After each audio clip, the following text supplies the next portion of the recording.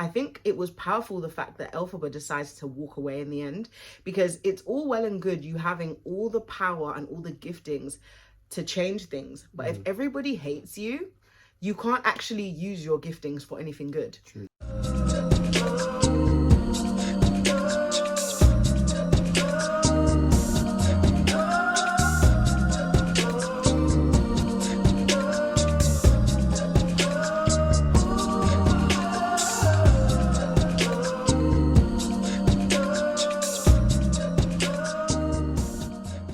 Hey family, welcome back to our channel. We are Velvet Devotion, and today we are going to talk about the movie Wicked for Good.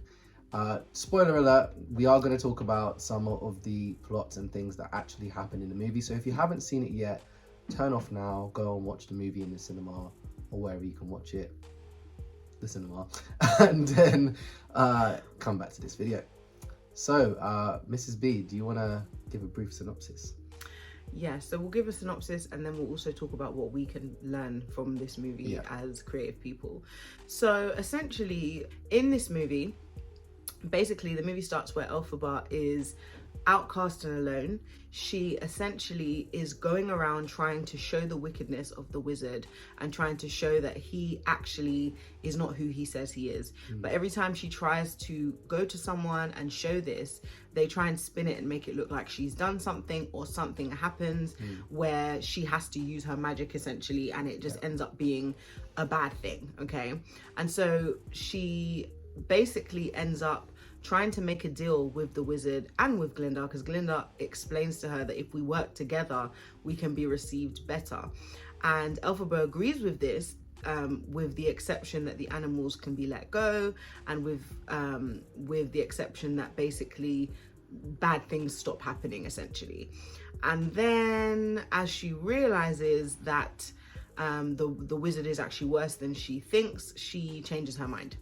And so while this is happening, she ends up ruining Glinda and Fiyera's wedding, which, by the way, in the stage play never happens. Fiyera realizes his feelings for Elphaba before they ever get to a point of marriage. I do understand why they did this, to kind of amplify the drama in a movie setting, but also just to, I think, give Elphaba and Glinda a way of kind of falling out, but then realizing that they actually still love each other in the end.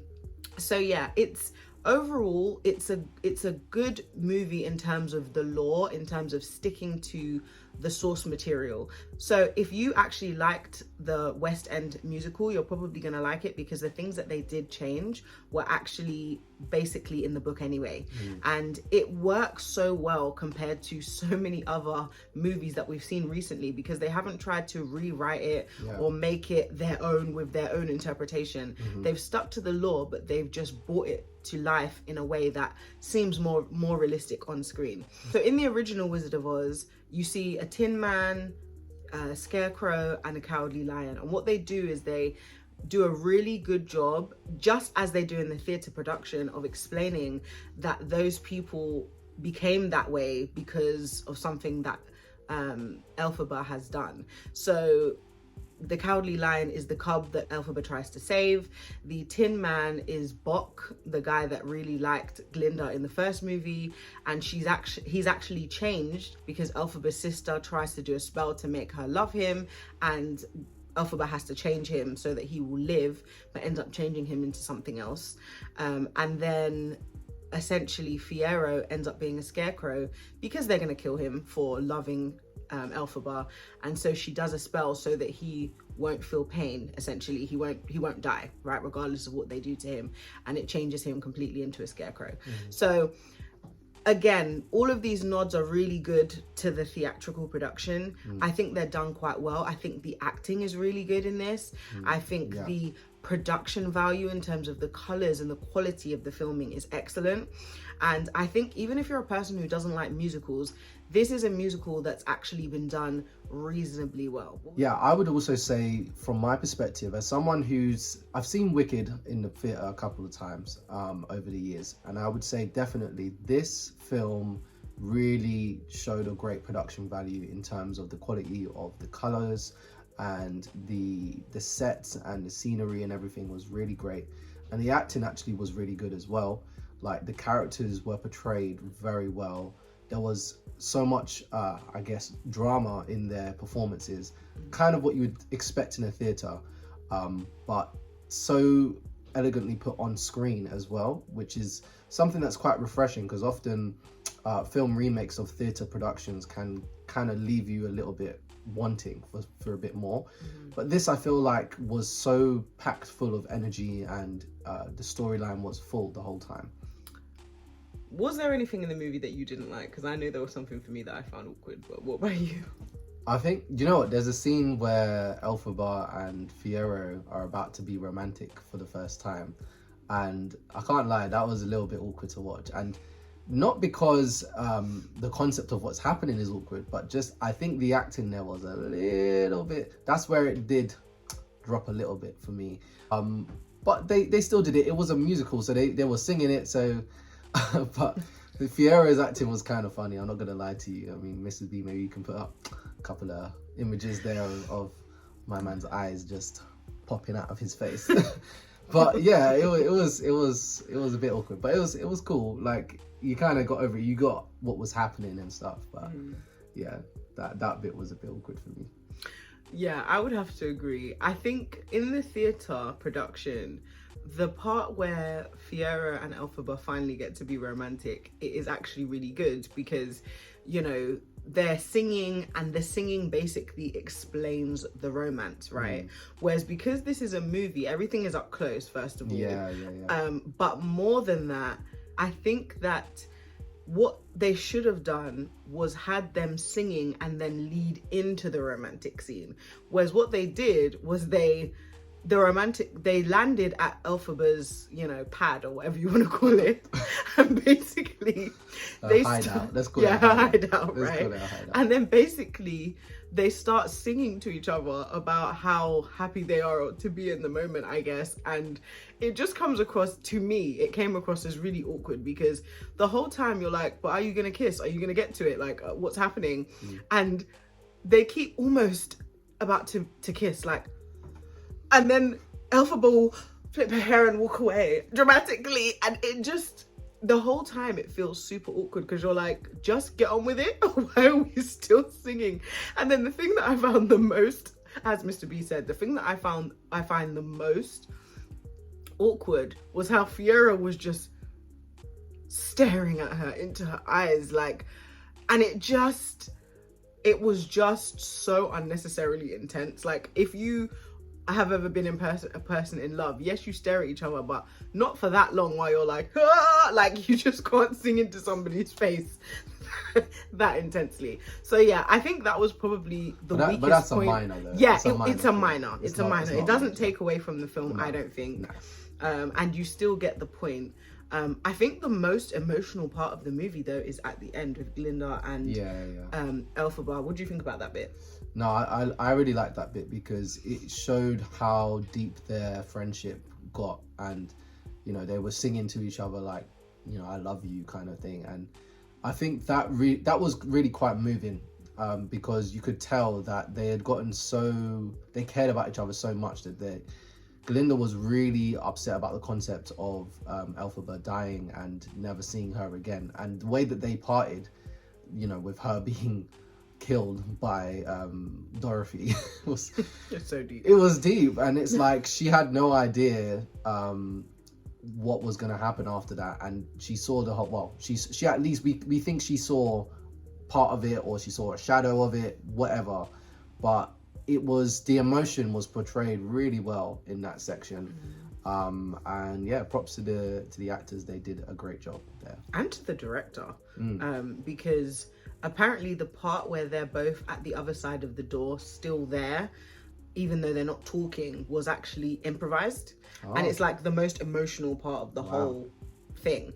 And so I think it shows the intensity that the actors experience on set, and the close relationship between Cynthia Erivo and Ariana Grande. It made it real for them, because this is actually their friend, you know.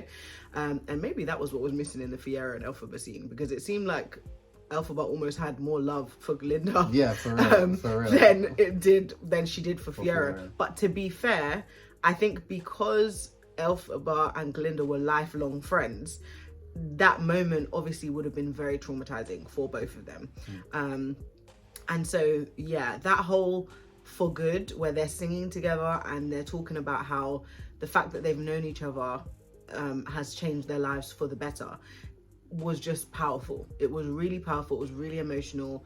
There were people in the theatre crying. Like, it was really, really powerful. I think there's a few principles that we can pull from this as creatives, as artists, and they really speak to real life. So the first thing is that if you look at Elphaba's character, her character is always trying to do the right thing, trying to expose the truth of what's happening in Oz and with the wizard and everything.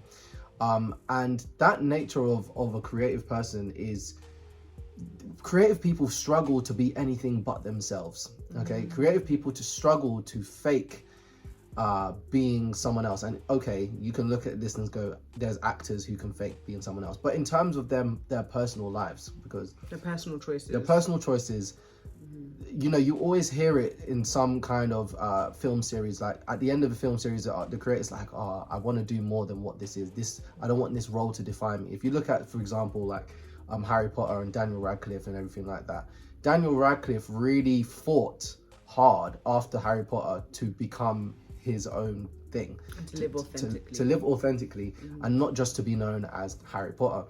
And I think he's done that quite successfully. I think the other characters might have struggled, the other actors might have struggled a little bit, but it's something that creatives are always trying to strive for, is to be authentically themselves. And so Elphaba's character is trying to be authentically herself. This whole city of Oz is just, you know, a facade that was it Madame Morrible? Madame Morrible and the wizard have conducted, and everyone is buying into. And the wizard even sings a song in this saying that people want to believe in him. People won't just not believe in him. They want to believe in him. Even if he was to tell them the truth, they wouldn't believe it. And so that's why ultimately in the end, Glinda just has to play into it, and the wizard leaves, and everyone has to see the wizard leave to believe that he's gone. And then because they already love Glinda, it just is an easier transition that way. So I think that's one thing, that's one principle that you can learn from Elphaba. Do you want to chime in with one?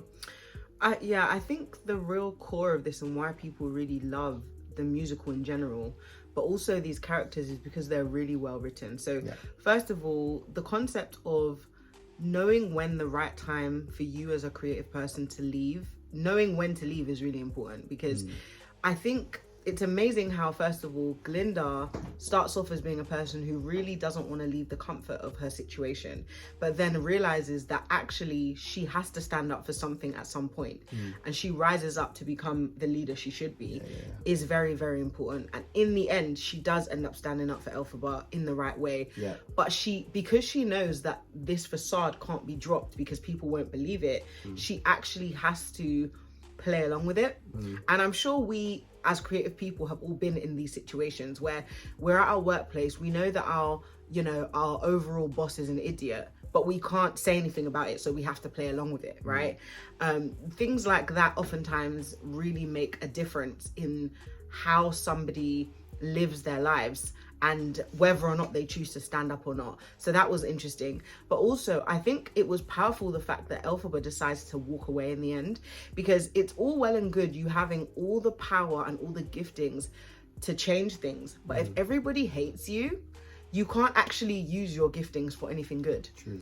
And I think you have to realize as a creative person when it's time to walk away from a situation. Because if you are in a situation where every time you use your gifting for good, some idiot comes along and tries to make it seem like you're an evil person, or you're a witch, or you're whatever, right? It does not help you. It does not make your situation better. And actually, you end up trying to sacrifice your life for something that people don't even care about. And what I mean is, as the wizard said, they want to believe that he actually is who he is. And so because they want to believe it so much, it doesn't make sense for Elphaba to sacrifice her life for that. What makes sense is for her to find a place where she can thrive as the person that she is. And Glinda grows and develops into being a person who is like, okay, I know the truth, and I'm actually going to try now and put other people's needs before my own for once, right? And the development of those characters, I think, is such the growth. You know, that's what makes, I think, movies good. And I think that's what's been missing from a lot of movies recently. Like, there's no character development. Like Glinda, even though everybody likes her, you can also really hate her, right? But she grows as a person so much in this movie and in the theatre production. And both of them realize that they have been changed for good because they know each other. But they both realize that, you know, just because I was born into a certain role doesn't mean I need to stay there. And I think it's... Go on, say what you're going to say. Sorry, I just had a kind of like revelation about it as you were talking, right?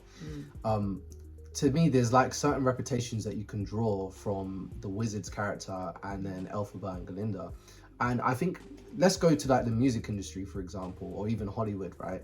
I think the Wizard and Madame Morrible kind of represent that, the ones who are in charge, the ones at the top, right?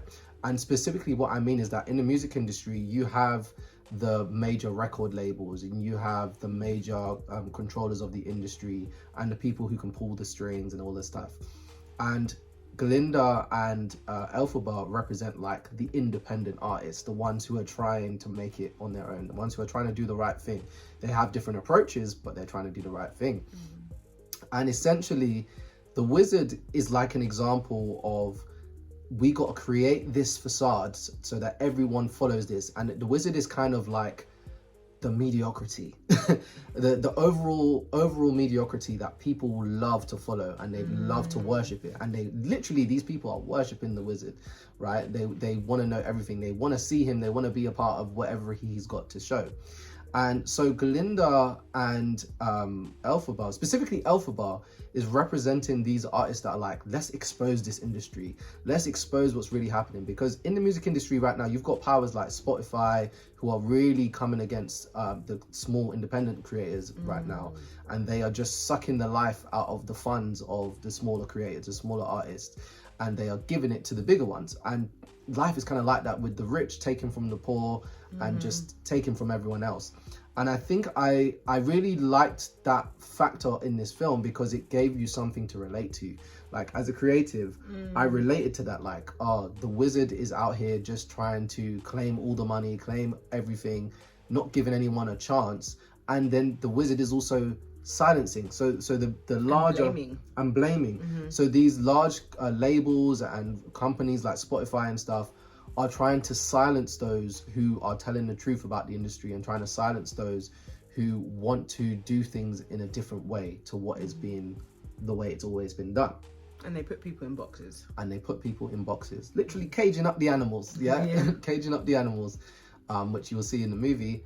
And I think it's an amazing thing that when a movie is so good that it can make you think about other areas in life, then I think it's a clear sign that it's been done really well. I mean, I don't know, did you agree with what I'm saying? 100%. I mean, you can take so many parallels from Wicked and just relate them to life. But I think the core principle is that change has to happen at some point, right?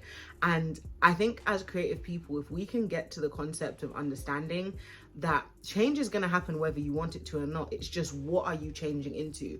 What season are you in as a creative person, or just as a person in general? Are you in the season of, you know what, I need to walk away? Or are you in the season of, I need to stand up and do what's right? You know? And so I think all of these things are what make it resonate with people. The principles of friendship, of truth, of overcoming your enemies, you know? These are classic tropes that really affect people's lives. And I think they really are things that we can learn from and we can develop from. So guys, if you agree with what we said or you disagree with what we said, please comment down below. We love to read your comments, and we look forward to seeing you in the next video.